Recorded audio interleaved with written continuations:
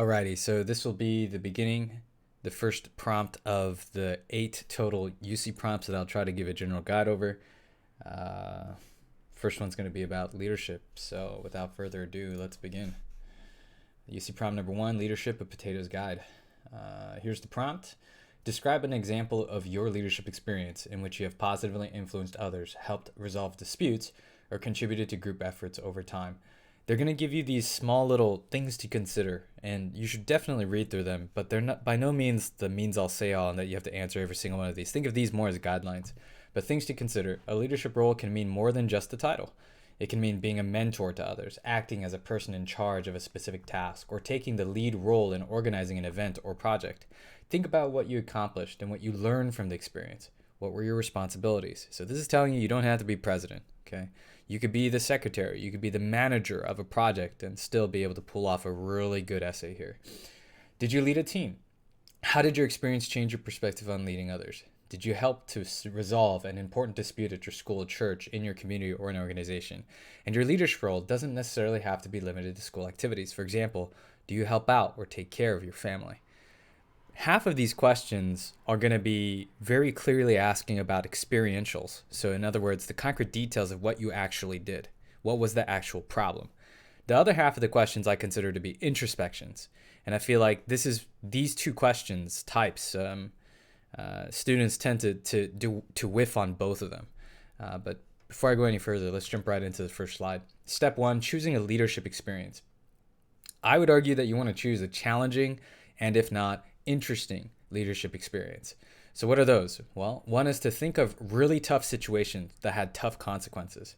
Your actions will leave people upset no matter what you do. Those are really interesting situations as a leader. If you know as a leader you have to make a tough decision, I'm actually curious about what that decision was and what that follow through ended up being. Your actions will cause a lot of pain. Some of the hardest decisions in life from a leader, the most famous leaders of all. I'm thinking people like Winston Churchill having to make decisions in a time of crisis, especially when there's a lot of naysayers and people who will be upset or oppose your decision. Those are situations where I think you have a juicier opportunity to talk about your leadership. Your actions will jeopardize your position. So maybe your leadership experience is something where it's so risky that people may perhaps kick you out as a result. But you have to make the leadership call and make the right call, right? Those are juicy opportunities. Think of situations that require unique or impressive skills. Okay, a situation that took you to new levels of thinking or applying yourself. A situation that would stump 99% of other would-be leaders. A situation that called for improvisation. So examples of potato leadership experiences. Think of really easy situations that really don't have any consequence. Your actions left everyone happy. Wow, what a Disney story. Your actions were painless. Your actions had zero downsides. Think of situations that required zero unique or impressive skills. A situation that a lesser level of yourself could have handled. A situation that 99% of others would have done or figured out as well. A situation that didn't require you to do anything new or different. These are potato examples of leadership. Do not write those. For example, generic leadership experiences. I got this a lot due to COVID over the last 2 years now. Our membership was really low. Our membership was going down. We had to move to video chat. There was a drop in participation. Ugh, how many times have I heard that before? A teammate was not doing their share of the job. How many times have I heard that before? Our club was dying and losing membership. Kind of similar to the video chat one in participation, I suppose. Note that sometimes a generic leadership experience can be effective if the leadership action and introspections are super unique. I'm not saying you absolutely should never use these experiences. I'm just telling you I've read them and seen them so many times. And so it better be freaking special if you're going to use that option. Crafting your character arc. So I want to be clear about what a leadership essay should eventually be able to exude, or what should I be able to see as a reader through the process. And it's your character arc. There are 3 types of character arcs, and I'm pulling from Cinemaze. It's a YouTube channel that I love watching for reviewing like movies and stuff. This was from, I think, the movie 1917. I'm not sure if I'm getting the year right, but it was that very famous, I think it won an Emmy or something, and it was famous for the one takes that it had. But anyways, super underrated was the character development, that it was all cinematography and none of it had to do with characters. And that was the criticism of the movie back in the day. But this is something that I pulled a screenshot from because I loved how it was explained. There are 3 types of character arcs, and as a leader, you are your own character. You are your own protagonist in your essay, so you have to understand what your arc is going to be. All right. So the first type of arc is negative, where the character sees the truth but rejects it to embrace a lie. This is where you want to think of things like anti-heroes, like Breaking Bad. You know, the chemistry teacher that was diagnosed with cancer, so he decides to go full deep into the drug world and become like the super drug leader. That's negative. You don't want to be that, okay? Pro tip, if you're applying for colleges and you have a negative character arc, that's not a good idea. What a lot of students do instead, though, is they give me the flat arc. So there's no change, there's no challenge. It's just, this is what happened and I made it, people listen, and everything became good afterwards. It's very flat. There's no growth in your character as a leader. Versus the final one, the positive, where the protagonist starts in a state of denial. Perhaps you don't need it necessarily there, but is forced to challenge his beliefs about himself in the world and therefore has to grow. Therefore has to identify things about himself, about the circumstance, in a way that allows him to be more engaging of that reality. We are looking for positive character arcs, not negative, obviously. Flat to me is kind of Disney. It's like you got too much plot armor, so it's predictable all the way through what's going to happen. Versus positive, it's pretty rough. There were some tough times. I'm wondering how you're going to wiggle your way out of this problem.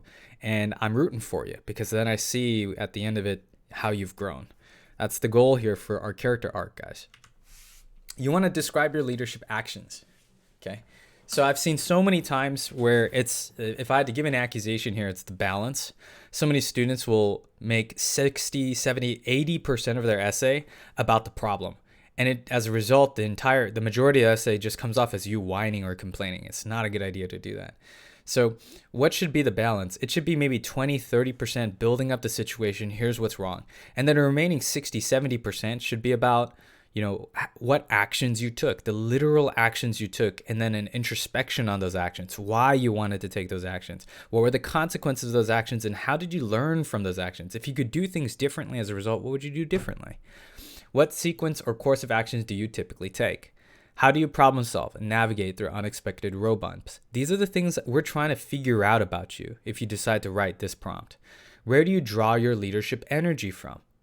What is your leadership style or philosophy? What are you thinking about or prioritizing most when leading? I'm trying to get into the mind of your leadership. I'm trying to understand what your thought process is as a leader, because everyone's approach to leadership is slightly different. What tangible skills do you bring to the situation? Step 3, once you're able to identify the actions you wanted to take and why, the introspection on those, you want to then introspect on the leadership experience itself. What did you learn through the ordeal about yourself, about leadership in general, about what you did well, but what you could do better? What would you do differently? What have you discovered about yourself that you can confidently bring to new challenges? Look into the future. What are areas in which you now acknowledge you need to improve upon? Important do's and don'ts. When you're writing a leadership essay, don't complain, blame, or whine. That's just going to make you look like a terrible leader. Terrible leaders blame others, okay? You can look at all the examples of world leaders around. There are world leaders that blame, and there are world leaders that unite. There are world leaders that throw people under the bus. There are world leaders that don't do anything like that. Instead, identify the challenges ahead and tries to rally people together. Show how you take responsibility. Demonstrate how you create clarity and productive energy. Exhibit your personal and unique skills. Maybe your skill is your ability to rationalize or calm people down, bring an energy of calm into otherwise tense or frictional environment. Maybe your ability is to bring clarity. Or maybe your ability is through organization to bring consistency. These are unique skills that are simple, but all the more important for showing that you have at least foundational skills that are tangible. Do show engendered confidence, or how you engender confidence and trust from those around you. A good leader is the leader you could trust. How do you get people to trust you? Potato mistakes. So here are the things you need to make sure you're not doing, okay? Make sure you're not choosing a potato leadership experience. And what I mean by that are shallow leadership experiences that don't really have a lot to showcase in terms of your leadership potential, how you applied your skills, the challenge and level of difficulty of the challenge itself. Don't choose potato leadership experiences. Don't write about generic leadership characteristics and growth, okay? You know how many times I've heard last year, oh, there's this problem with our club, and so what I did is I sat down and I listened. And as I listened to the members, oh, that's when I realized here's what we're going to fix. Look, listening is important, okay? But it's said so many times and it's so generic that I'd want a little bit more than that at this point. Writing too much about what you did and not enough about what you learned. Oh my goodness, I hear this so much. I see this so much. And as a result, as the president, I created this and I got us to first place.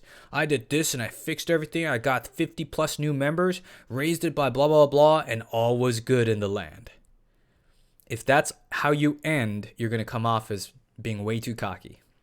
Instead, you start with the accomplishment, and that's how we got to first place. And then I think about it, I realize what I could have done or what I did that really triggered that. And as a result, why I value so much of this or value so much of what I can do in this regard that I hope to continue to learn from and apply.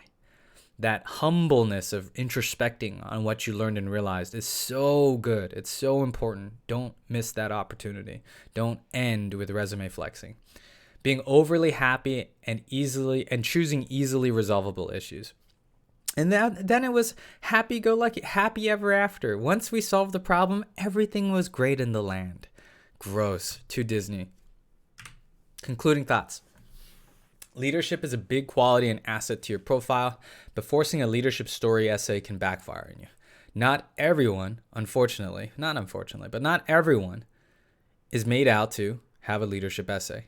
It's just not in your cards. You just didn't build and stack it that way throughout your 4 years of high school or whatever. So be careful about this. Don't force a leadership, because sometimes a forced leadership essay can only make you look weaker. Do your research. Who are your leadership role models? Like, who do you look up to as leaders, and why do you look up to them? What is their style of leadership that makes you so admirable of them, or makes you admire them? What do great leaders do? What do bad leaders do? How many videos, interviews have you watched about leadership? Here's a pro tip. If you have no idea what you want to say about leadership, go look up stories of great leadership. Just immerse yourself in YouTube for 3 hours about great leaders and why they're great leaders. And that could be simple. It could be synergistic to what you have an interest in. For example, if you enjoy basketball, look up why people think that Chris Paul is such a great leader, right? If you play a video game, perhaps it's like a team competitive game. Look up stories of great leaders, in-game leaders, right? Yeah. How many stories about good and bad leadership experiences have you read? If you suddenly just decide, I'm going to start writing about leadership, you're going to be put to a huge disadvantage to a student who has spent 100 hours reading and learning about other people's leadership. That's a fact, okay? So don't just suddenly start trying to write. Like 90% of good writing comes from reading. 90% of good writing comes from researching first. Focus on showing through examples and balance your essay correctly. Prioritize the majority of your essay on showing solution actions and introspections. Again, I said this earlier, so many students, like 70% of their essay is top heavy with how this problem was bad and it got worse and it got worse and it got worse. And then they give themselves 20% of the essay remaining at the bottom to like quickly stitch it up. I've seen that so many times. It should be the exact opposite in terms of its balance. I thought that's as much as I want to say for now. I hope that was helpful. If you have any suggestions, if you need me to go deeper in any way, I just wanted to try to give off the main forms of things that I've seen as being potato mistakes and solutions to those. And I hope that this was helpful, guys. Again, if you guys are interested in maybe requesting other kinds of content, please feel free to let me know. Otherwise, I'm going to keep doing what I'm doing. Have a good one.